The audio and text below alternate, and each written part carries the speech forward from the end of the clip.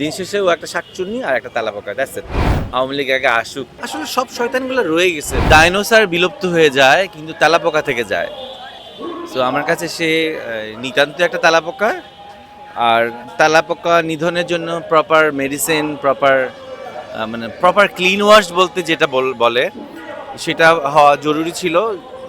Proper ওয়াশটা না হওয়ার কারণে আসলে তেলাপোকার উপদ্রব বেড়ে গেছে। তো আমার কাছে সে নিতান্ত একটা তেলাপোকা। তো তেলাপোকাকে দেখলে আমরা কি করি, ঝাড়ু দিয়ে বাড়ি মারি, তারপরে হারপিক গায়ে ঢেলে দেই, বা মশার ওষুধ স্প্রে করি যেভাবে পারি, অথবা জুতা দিয়ে পাড়া দিই, তেলাপোকাটা মানে পিষ্ট করে মেরে ফেলি, এই তো। সো আমার কাছে এটা নিতান্তই একটা তেলাপোকা। আর জুলাই প্রশ্নে তেলাপোকাই হোক আর পিঁপড়াই হোক, যে যেভাবেই মাথা চারা দিয়ে উঠবে, অশ্রদ্ধা করবে, তার জন্য তো আমি আমার জীবত অবস্থায় আমি আমার অবস্থান প্রকাশ করবই। আমার তো একটা ডিফারেন্ট ল্যাঙ্গুয়েজ আছে, আপনারা জানেন।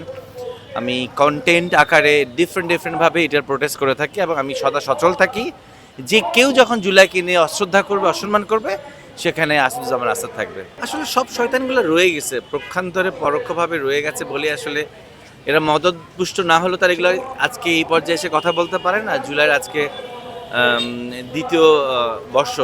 সো এইগুলো তো ওদের আশকারা পেয়ে হচ্ছে, এবং আমরা যদি সচেতন থাকি, ওরা ওই পর্যন্তই, সোশ্যাল মিডিয়া পর্যন্তই, এরা বেশি কিছু করতে পারবে না। কিন্তু সোশ্যাল মিডিয়ার যেহেতু একটা ইম্প্যাক্ট থাকে সোসাইটিতে, সেই ক্ষেত্রে আমরা তো আছি অ্যাক্টিভ।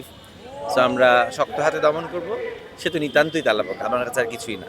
আওয়ামী লীগ আগে আসুক, তো দুঃস্বপ্নই থাকে, সেটা বাস্তবায়ন হয়। মদতপুষ্ট থেকে অন্য কেউ আছে, কোনো না কোনো বড় রাঘব বোয়াল আছে, নালে এইরকম একটা তুচ্ছ তেলাপোকা কি করে। এবং আমার ওকে শাকচুন্নি লাগে আসলে, জানেন। ওই যে আমরা ছোটবেলায় পড়তাম না শাকচুন্নি, ও একটা সাক্ষাৎ শাকচুন্নি। তো শাকচুন্নির মুখে আমাদের জুলাই হিরোদেরকে নিয়ে অশ্রদ্ধা করা, তো এটা আসলে ওর কাছে আর কি ভালো কিছু আশা করবেন। দিন শেষে ও একটা শাকচুন্নি আর একটা তেলাপোকা, দ্যাটস ইট।